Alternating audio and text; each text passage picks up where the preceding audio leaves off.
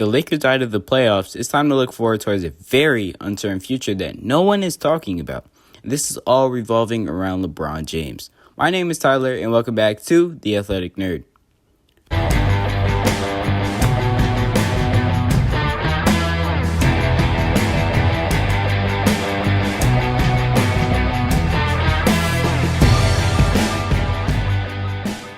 The key to the Lakers roster is, of course, LeBron James. The Lakers were one of the worst franchises for a long time between the decline of Kobe Bryant until the arrival of James, in which it only took 2 years to win a championship. But now, LeBron only has 1 year left on his deal. LeBron is 37 years old and will be 38 in December. I understand that a lot of the Lakers' struggles were due to injury, but this also isn't a well-constructed roster. Plus, injuries may be just who Anthony Davis is at this point anyway. LeBron doesn't have time to continue waiting until the Lakers figure it out in an organic matter, as many teams do.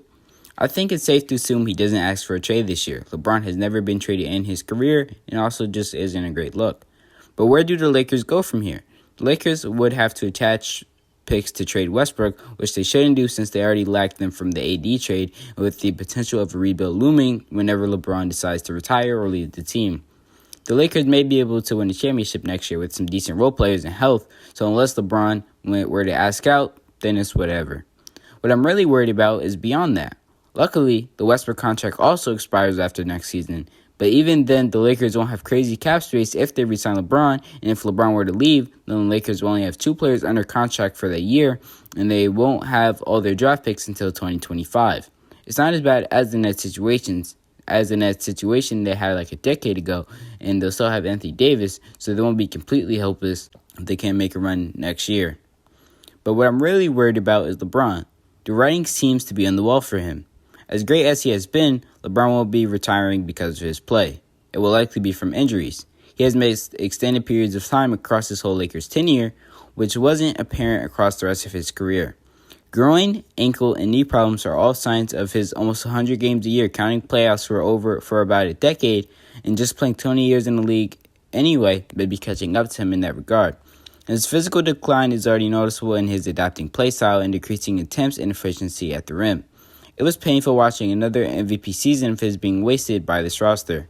Sure, it may be bad for his legacy, but another ring-chasing run might be the only answer, as it's unfair for him to continue to carry such load. It would be cool for him to sign like a 1-in-1 deal with a team like the Grizzlies or whatever team breaks out within the next 2 years.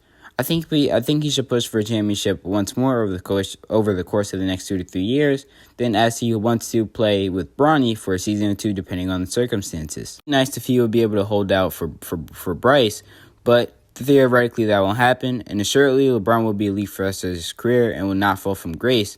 He'd probably just retire instead of becoming like a role player, but the best case scenario for the Lakers is that Bron comes back, but the best case for Bron is that he probably doesn't. We'll see. Like the video for more.